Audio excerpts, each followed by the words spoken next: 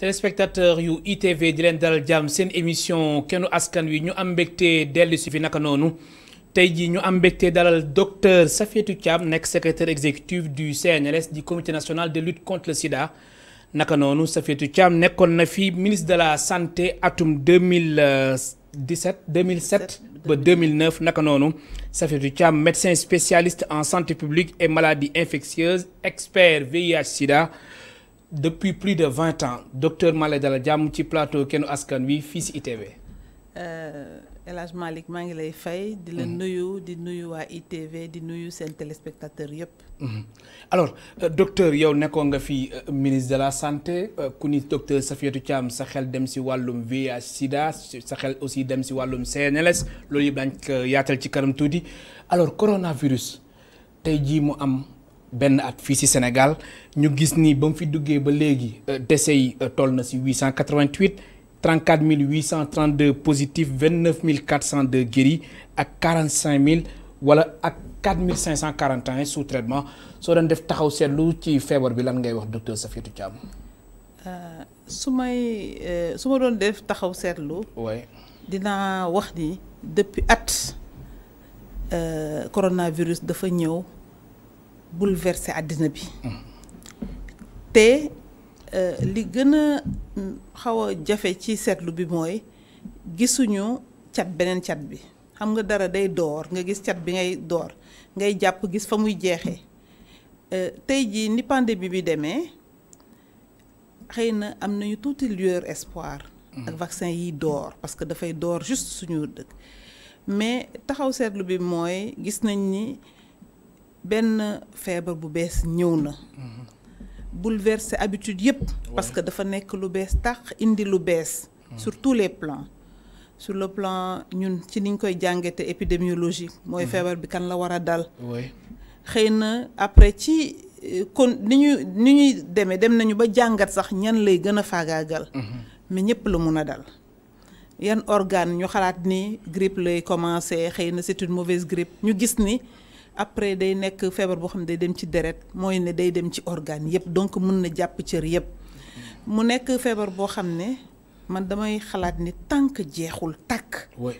danañ continuer di jàng ci feebar boobu mu nekk nag feebar boo xam ne jàngal na àddina bi lu bare ñu war si tirer ay leçons yu bari ñu tirer ci leçons yu bare jàngal nañu déjà humilité ñun scientifique yi mooy xamuñu lépp dañu foogoon ne xam nañ lu bari feebar bi ñëw won ñu ne ñu xamuñu lépp donc leneen li ñu gis tamit mooy ni coronavirus ñëwee pareeguñu ak virus yi beneen virus dina ñëw xëy na ci beneen jamono. mais balaa ñuy xalaat sax beneen virus coronavirus ci boppam kañ lay jeex am nañu benn vague. foogoon ni day jeex deuxième vague ñëw troisième vague mun na ñëw bëgguma nekk oiseau de mauvais augure. oui waaye. mais ak vaccination bi peut-être xel mën na dalandi. xel mun na dalandi. oui mais à condition que. ñu vacciner au moins 60% de la population. En tout cas que 60% de la population am ay anticorps mooy soldats yi nga xam ne ñooy xeexal. seen loolu mooy indi boo amee benn nit du am xëy na keneen ku mu ko wàll loolu mooy tax feebar bi reculer donc vaccination bi dinañu teel a indi ci loolu ak ñiy feebar aussi dinañ jouer ci immunité collective boobu ñuy wut. pour que feebar bi reculer donc taxaw seetlu coronavirus am na tiital nañu won nañu yu metti mais également am nañu ay jàngat yu bëri yu ñu ci def mooy que ni maintenant il faut aller à l'essentiel. oui c'est-à-dire il faut aller à l'essentiel mooy tey jii priorité santé mooy nag ñu wut ay jumtukaayu santé. je pense que commencé nañ ko. wut hôpitaux yu baax. wut matériel yu baax. wut ay plateau médical yu relevé. coronavirus moo tax ñu daw di wuti ci ay respirateur loo xam ne dañu ko waroon am depuis bu yàgg xam nga. ñu war a améliorer aussi suñu ay conditions de vie des employés de santé ñoom ñu gën leen motiver. gën leen déglu également gën a déglu les experts en santé donc yooyu yëpp je pense que mooy retombée positive au coronavirus bi. waaw et aussi la solidarité mondiale la solidarité internationale. tey jii coronavirus jàngal na àddina bi yëpp. ne benn dëkk bu am doole rek loo am doole mënuloo aar sa dëkk ba coronavirus du jógee Sénégal fekk si la wala du jógee Chine ñëw fekk si waa Sénégal donc je pense que tey jii borom xam-xam yi am na jàngat yu bëri yoo xam ne war nañ ko mën a def ci épidémie coronavirus bi. Alors docteur Safiatou Thiam si sa gis-gis lan moo waral retard bi ndax da nga ni coronavirus jàngal nañu lu bëri ba nga xamante ni suñu structure hospitalière yi naam sax état bi ñu ngi def ay jéego waaye moo nañ ko dépassé naka noonu aussi suñu plateau médical bi si sa gis-gis lan moo waral ba Sénégal mënul àgg ba yenn stade yi. xam nga man bëgguma toujours ñuy génne diw moo tax wala lii moo tax. Sénégal d'abord pays sous-développé la. Pays sous-développé mooy pays boo xam ne dafay tànn ci ay priorité am. danañ tànn priorité mais xëy na boo demee jàngat ci dépense en santé déjà dépense dans les hôpitaux nga gis ni hôpitaux yi état mi ngi leen di jox bu baax subvention mais hôpitaux yi ni mu structuré presque li ëpp ci subvention yi su ma waxul da am na ay hôpitaux yoo xam ne 100% de la subvention boo moytul mu dem ci ay salaire ak ay indemnité 100% presque ba nga xam ne ci salaire en tout cas ak fonctionnement ba nga xam ne foofu investissement du fa am même bu ñu bëggoon scanner après dañuy wax ni il faut que état bi jëndal leen scanner alors que hôpitaux yi dañ leen taxawal pour ñuy fonctionner moo tax ñuy établissement public de santé pour ñuy fonctionner comme ay établissement yoo xam ne mën na am état dana leen jàppale ci subvention mais également ñoom ñu am seen ay ressources propres wuti seen ay partenaires pour am seen plan de développement mais tey jii mënuñu ko def parce que xëy na ressources humaines yi diis na fonctionnement bi diis na ci hôpitaux yi donc c'est un tout mënoo wax rek kii moo deful lii kii moo deful lii hôpitaux yi déjà dafa diis ci budget ministère de la santé ressources humaines diis na ci budget ministère de la santé te budget Sénégal budget pays Sénégal budget wu pays pauvre la qu'on le dise on a beaucoup d'ambition bëgg nañu yeggal suñu dëkk yi fenn fi mais tey jii pour investir dans la santé il faut pas que ñuy toog rek di xaar budget état il faut de nouvelles ressources loolu c'est clair il faut que xaw ma ndax ressources minières yi lay doon xaw ma ndax ressources pétrolières en tout cas il faut une politique qui dit que ñun lu ñu am ci pétrole bi wala lu ñu am ci mine yi wala lu ñu am ci zircon bi wala dara danañ jël tel pourcentage investir ci santé ça il faut pare guma de ci financer santé bi j'ai dit il y a le budget de l'État mais buñ ci compter moom kese du doy mais mën nañ compter aussi si PPP par exemple voilà ci laa jëm il faut que ñu nangu déjà privatiser yenn domaine santé yi lu demee ni ki laboratoire yi lu demee ni ki partie imagerie bi yu demee noonu et aussi parce que le privé tamit buy investir il faut que mu investir ci loo xam ne dina ko jural dara kenn bëggul investir à perte te suñu hôpitaux yi ni mu structuré woo boo ci defee sa xaalis da ngay perte parce que bu fekkee ni presque lépp dafay dem ci fonctionnement ak salaire ak ay indemnité da ngay perte donc privé yi dañu bëgg investir ci loo xam ne dina leen jural dara mais donc loolu aussi lu ñu war a explorer la leneen li man au début avant coronavirus dama xalaatoon que ni bon il faut ñu génn ci loolu mais de plus en plus la solidarité mondiale il faut que yeneen dëkk yëpp xam ni dañu war a jàppalante parce que mën nga nekk tubaab ñëw di liggéey Sénégal nga feebar fi mais balaa ñu lay yenu di la delloo sa dëkk effectivement xëy na ñu faj la fii mooy gën a yomb donc il faut que ñu xool en tout cas naka la ñuy def ba jàppalante bi gën a dëggu ñu jàppale ñu voilà ñu jàppalante parce que ñun tamit am na xëy na feneen fu ñu leen mun a jàppale te certainement ñu ngi leen fay jàppale mais si investissement si structure de santé yi j'ai dit les hôpitaux mais aussi les centres de santé ak niveau bu nekk daal bu nit toll soins yi mu soxla ñu jox ko. am na solo alors si leçon yi nga xamante ni Sénégal war na ko tirer évacuation sanitaire jàpp nga ni aussi war na si bokk ndax évacuation sanitaire nekk na lu ñu sonal te jamono ji moom wala jamono yi si ginnaaw am na ay borom barke wala ay kilifa yi nga xamante ni suñu feebaree duñ mën a génn réew mi est-ce que tamit loolu jotul ñu saytuwaat ko bu baax. xam nga évacuation sanitaire kuli àlli dina am. dina am parce que atteindre gu ñu xëy na niveau yëpp xëy na am na service yoo xam ne mën nañ ko soxla te il faut ñu wuti ko feneen man. je suis pour ñu am benn maillage boo xam ne en tout cas l'essentiel danañ ko am suñu dëkk. dans des conditions yoo xam ne ci anam yoo xam ne vraiment anam yi gën la. parce que am na dëkk yoo xam ne xëy na ñun ak ñoom au début ñoo tolloo woon il y a 30 ans tey jii ñun dañ fay évacuer ay malades mu demee di Tunisie ak yooyu donc jéego yi ñooñu def mun nañ ko def du tere dina am benn maillage boo xam ne ki nekk ci village bi peut-être que mënul am lépp li mu soxla ci village am. war nañ ko mën a évacuer au niveau d'un département. xëy na am na yu am ci au niveau de la capitale ou au niveau de la région yoo xam ne amul ci département bi après dina am xëy na lenn loo xam ne dina am ci CHU te du am ci yeneen hôpitaux yi mais ñu organiser wu de sorte que xaw ma ambulance lay nekk xaw ma hélicoptère lay xaw ma lu mu doon mais dina nekk loo xam ne. fu sénégalais soxlaa tel soin ñu mun ko jëlee tel point yóbbu ko tel point loolu. donc ni ñu ko mën a organiser ci biir Sénégal noonu lañ ko war a mën a organiser au plan international. xëy na am na service boo xam ne c'est un service novateur pour le moment français la am waroon nga xëy na soo ko soxlawee nga war a am possibilité yow nga jóge fi dem France nga faju ji. te parce que c'est ça qui est important. nga jël ko nga dem faju ji te. du nekk une dépense catastrophique du nekk dépense boo xam ne da ngay jaay sa kër wala nga jaay sa oto wala sa doom yi tumuranke boo ko defee loolu nag leneen li koy indi mooy une bonne couverture assurance santé nga am assurance boo xam ne yaa ngi fay cotiser parce que am na ñu ko am ñiy évacuer du ñëpp ñooy génn ci seen poche di évacuer dañu nekk ci benn mutuelle boo xam ne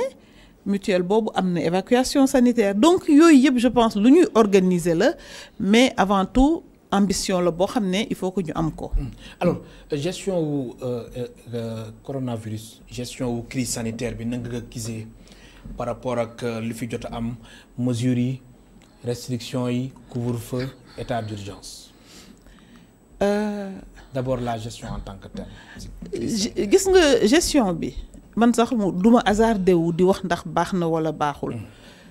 je pense que ni ñu defee noonu la ñu mën a defee parce que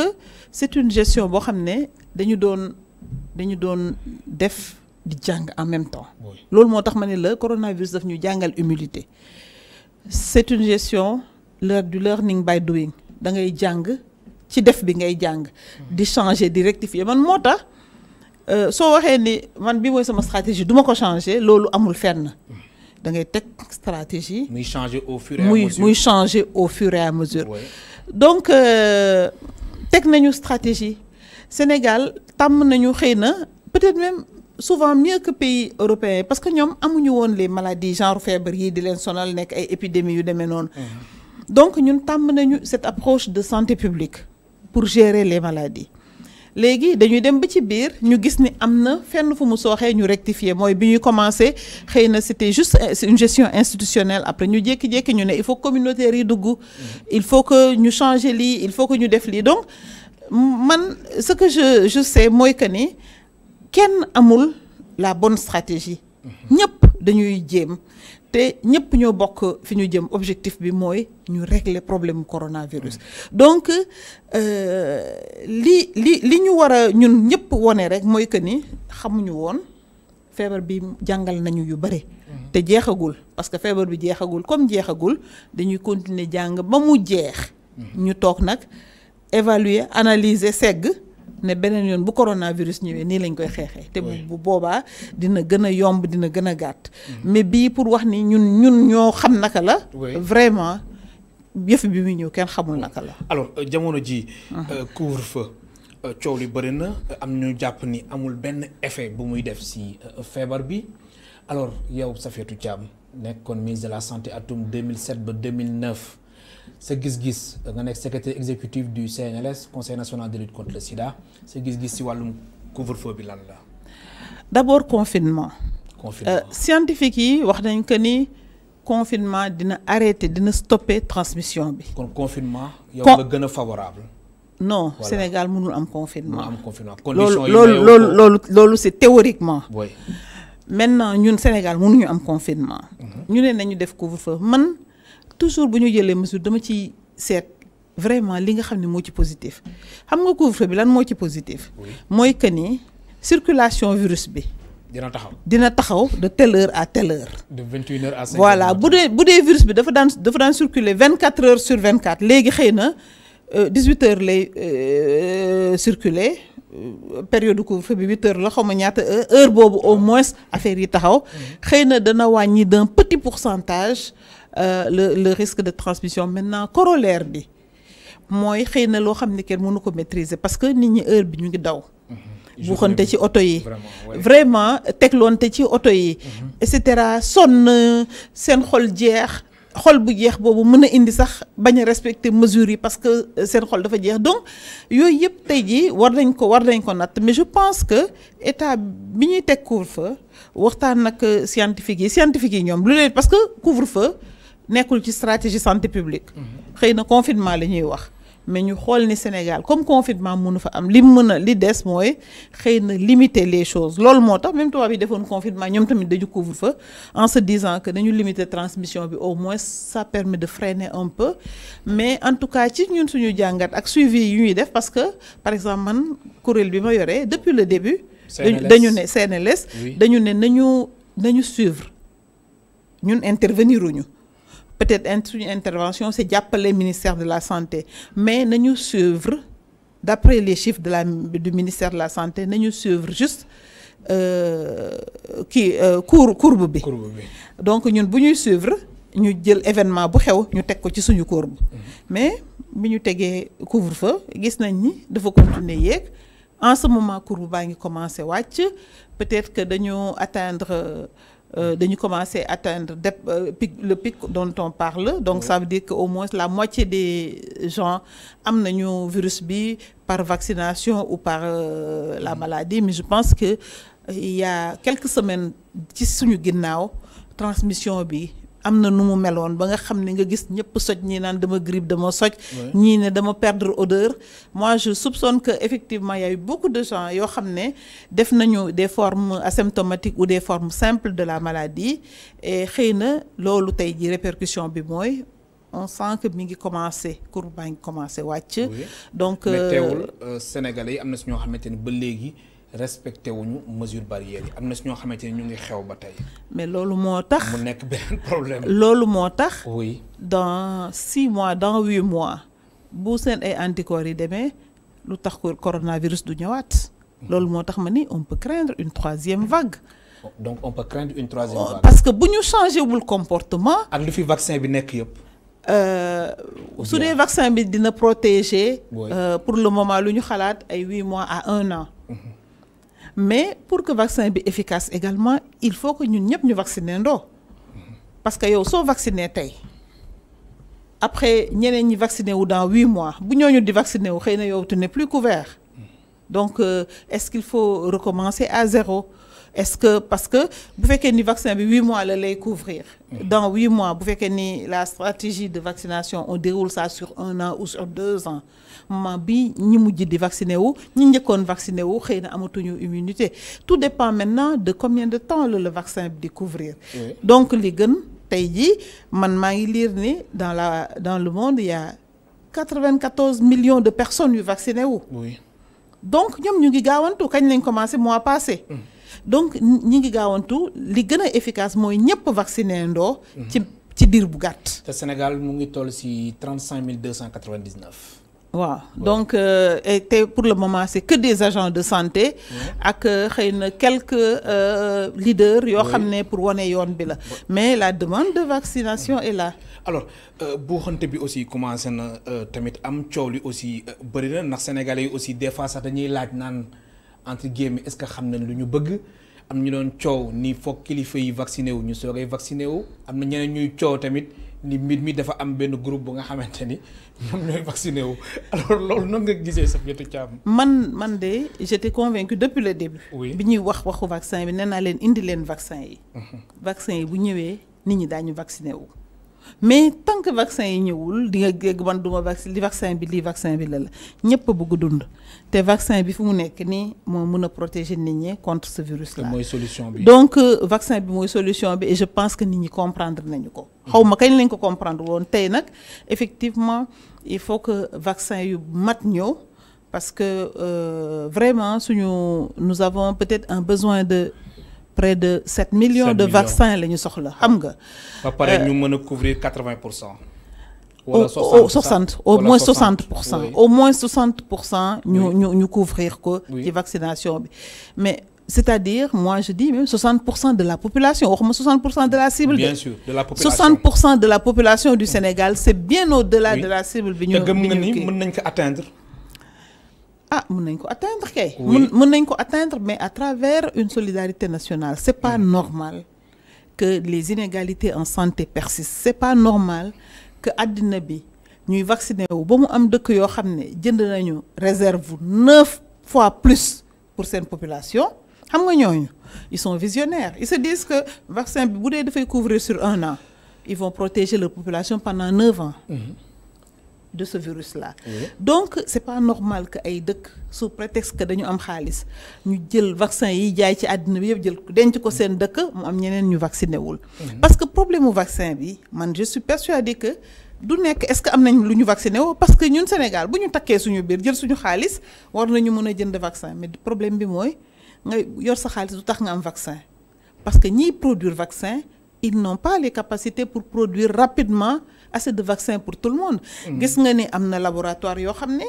ñu ngi convertir maintenant ci ne labo bi mën bi trouver vaccin bi produire sa ay vaccin man ma conditionner la ko pour mu gaaw. Oui. Parce que on sait que on est dans l'urgence il faut que ñu gaaw donc tey jii il faut que mu am une pression au niveau international pour que COVAX boobu ñu financer ko. parce que COVAX. ñu financer ko nañ ko financer. ñan ñoo koy financer ñiy financer la santé au niveau mondial les pays comme Sénégal wuti Sinopharm dans le cadre de sa coopération bilatérale avec la Chine xëy na wuti le Sputnik dans le cadre de sa coopération avec la Russie mais en dehors de ça teg nañ fi benn initiative internationale COVAX war na mën a jënd au même titre que l'Union européenne au même titre que le Canada au même titre que les États-Unis mais bu fekkee ni COVAX ñun pays pauvres yi rek ñun ñooy dem inscrire COVAX yeneen pays jëndal seen bopp denc vaccin yi ba nga xam ne ñun bu ñu ñëwee ci laboratoire c'est la loi du marché ñun le temps ñuy dem di dajale ji fu ñuy jëlee xaalis pays am xaalis génn nañu dem jëndi ay vaccin ba jënd lu ñu soxlawul denc ko donc tey jii man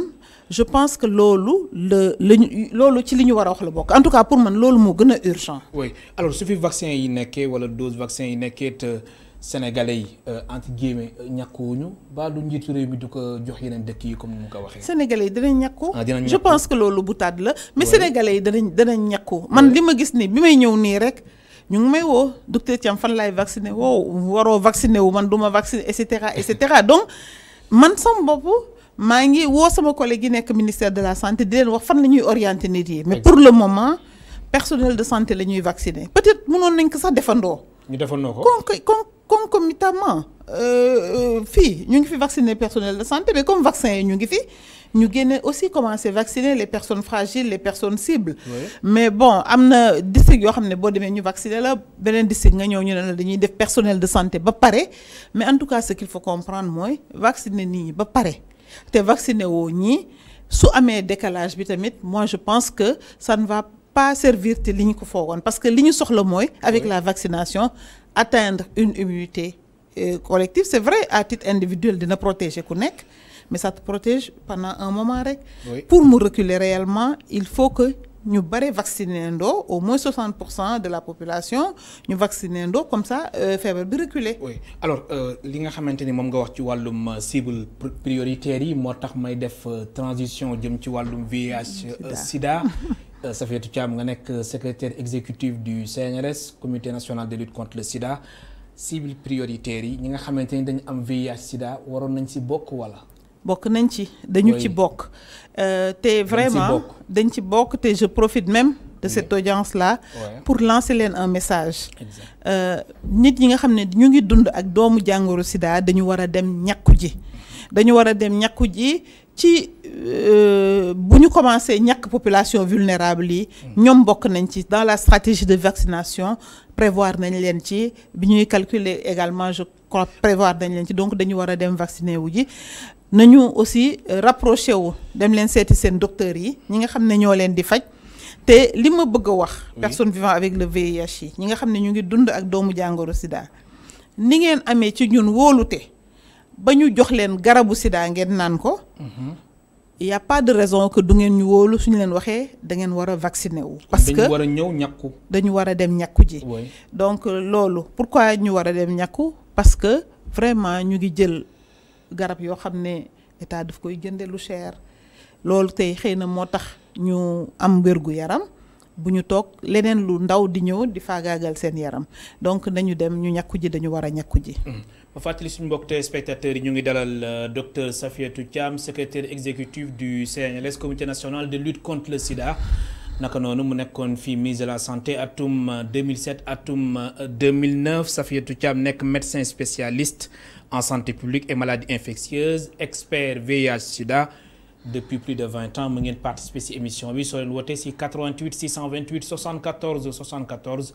88 628 74 74 alors lan mooy relation entre VIH sida ñi nga xamante ni dañu am doomu jàngoro bi ak Covid te xam naa ni laaj bi sawar nga ci tontu. waaw c'est-à-dire ñaari niveau la. oui d'abord ki nga xam ne dafa am doomu jàngoro sida mënuñu wax ni doomu jàngoro sida day tax Covid gën ko yàpp mais su amee Covid. surtout bu fekkee ni du jël ay garabam normalement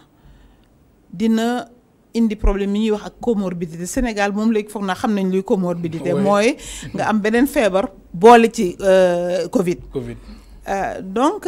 dañu xalaat ni loolu bu amee nit ki déjà sida bi dina ko sonal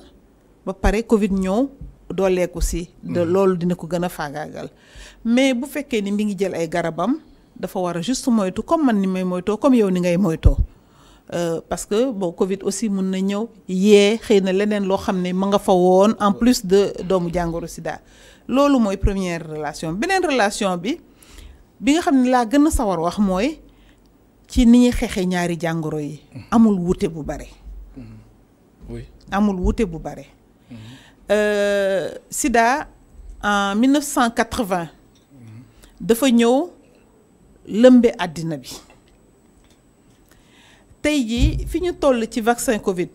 en 98 foofu la ñu tolloon ci traitement wu sida. traitement sida bi muy soog a ñëw ci àddina bi pays développés yi ñoo ko commencé di jox seen ay malades suñu njiit yi fi nekkoon maa ngi ci waxtaan barki dem ak docteur Ndoye mu may nettali fi ñu jaar yépp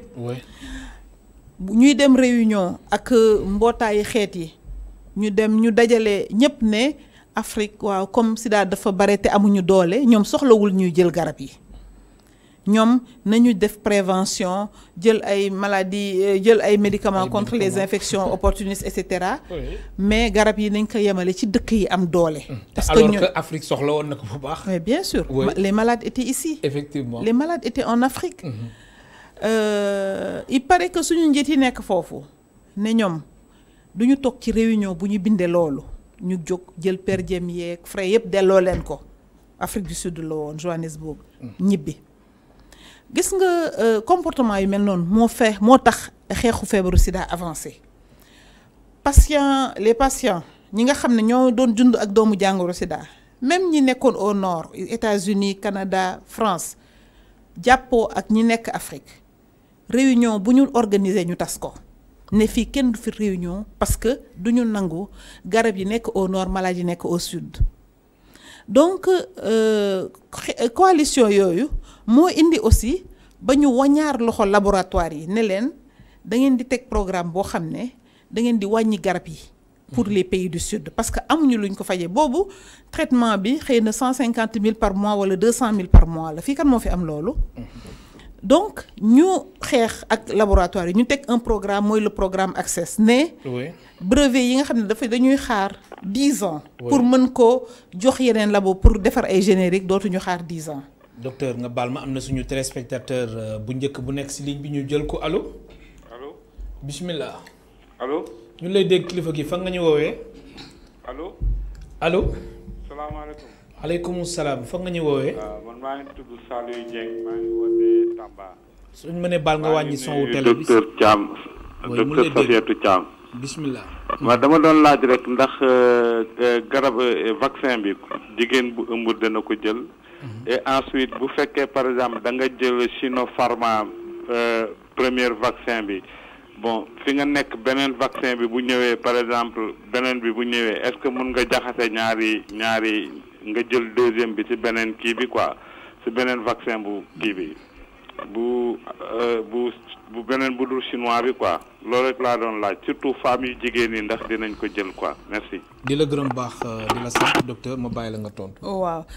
tey jii fi xam-xam toll jàpp nañ ni même jigéen wérul war na mën a vacciner wu vraiment pour aar boppam donc loolu réponse bi loolu la deuxième bi également fi xam-xam toll comme vaccin yi procédé yi du ñu benn. du même procédé bi.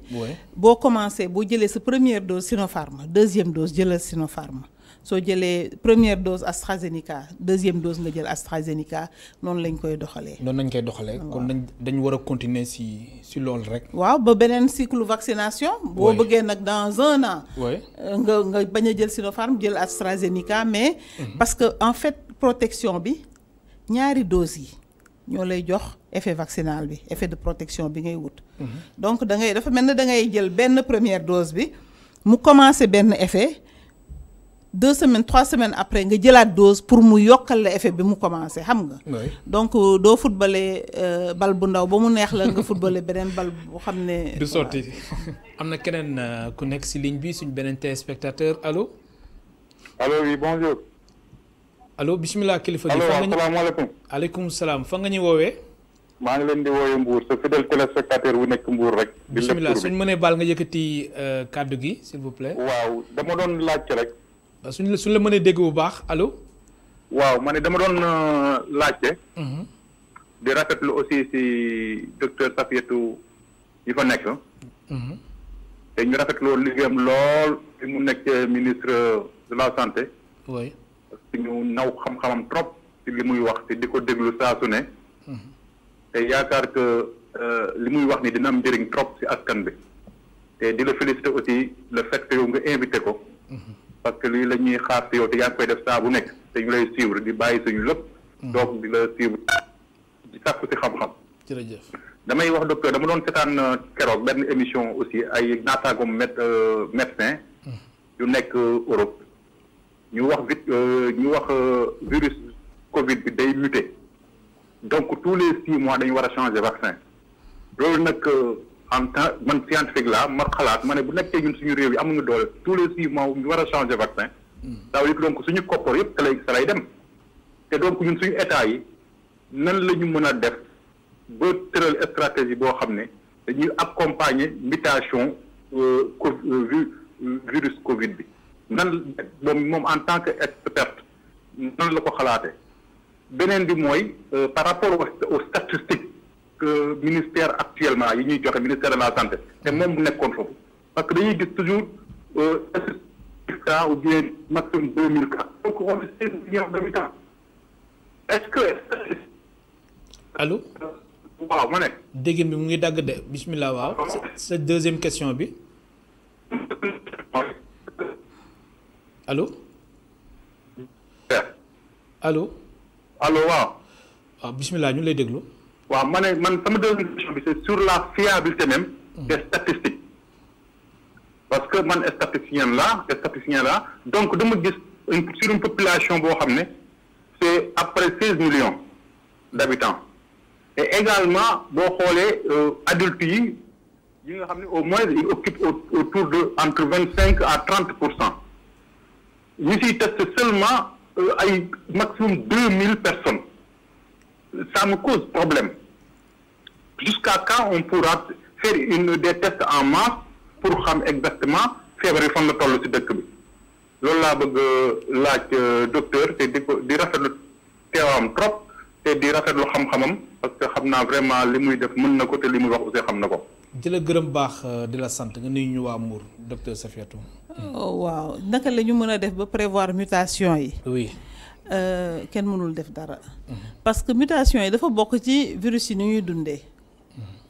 même virusu sida bi ci may ciy liggéey dafay muter. léegi mutation yi dafay am signification différente en fonction de fan la muter xam nga mutation mooy lan virus yi dañuy répliquer wu mooy dañuy multiplier wu. léegi multiplier wu mooy par exemple couvert bi day jékki-jékki multiplier wu def ñaari couvert. am na nombre de mutation boo xam ne su ko defee day def erreur. une petite erreur boobu mooy mutation bi nga xam ne mën na nekk ci partie virus bi nga xam ne moom fa la virulence bi nekk. wala mu nekk partie virus boo xam ne fa la résistance virus bi nekk et cetera donc li ñuy ñaan mooy xëy na mutation yi bañ a affecté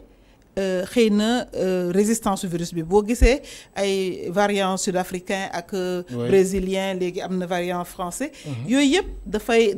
dafa dem muté wu ci fi virulence virus bi nekk nga xam ne virus bi day gën a virulence bi mooy mu gën a gaaw a wàlle gën a gaaw a wàlle gën a gaaw a faagaage parce que dafay gën a gaaw mais mën na bañ a affecté li nga fa nga xam ne fa la ñuy produire mooy protéine bi nga xam ne moom la ñuy vacciner nit ñi pour mu produire anticorps bi protéger nit ñi ba nga xam ne ñoom bi ñuy defar virus bi duñu jël variant yooyu dañu dem jël souche de départ bi. souche départ mooy souche bi njëkk a joxe Covid-19 boobu la ñëpp jël defar ci vaccin en espérant que mutation yi du affecter efficacité wu vaccin yi. maintenant comme li may wax kenn xamalul virus bi lu bare il faut que ñu prévoir effectivement rapidement di def ay rapidement di préparer ay vaccins yu différents chaque année parce que loolu également xam nañ ko dans le cadre de la grippe. grippe vaccin bi dafay changer chaque année donc nit ki dafay vacciner wu chaque année loolu moo tax léegi nii may wax ni bon xëy na tey ren vacciné wu nañu mais xamuñu ndax déwén duñu vacciné waat donc li muy wax lu am importance la il faut que ñu prévoir assez de moyens parce que xamuñu ndax dañuy renouveler vaccin yi on espère que wala duñ ko renouveler mais peut-être que suñu gaawee ñun ñëpp vacciné wu am assez d'immunité une immunité en tout cas collective très rapidement maladie bi reculer ce qui fait que il faudra certainement continuer encore un temps di protéger ñi nga xam ne dañu vulnérable ak peut-être personnel médical alors am na beneen laaj bu mu laajoon de jëm ci wàllu chiffres yi bu jëm ci wàllu chiffres yi xam nga les chiffres moom ñun dañuy wax ni ay chiffres mën nga leen wax loo bëgg ay chiffres. Les chiffres, tu peux leur faire dire ce que tu veux. Ça dépend des interprétations. Maintenant, si nous avons ñun chiffres yi ñuy communiquer, ministère moom dafa am stratégie. Stratégie bi mooy et depuis quelque temps mooy ku am signe ñu tester la soo positifé bu ñu yeewoo ñu rendre compte ñoom genre compte rendu la ñuy def. Maintenant, dans l'interprétation, man wax naa la man damay suivre chiffres yi parce que je me dis comme stratégie bi changé wul. Depuis le début. Donc même bu fekkoon dañu def erreur ci début bi bu ñu toppee tendance yi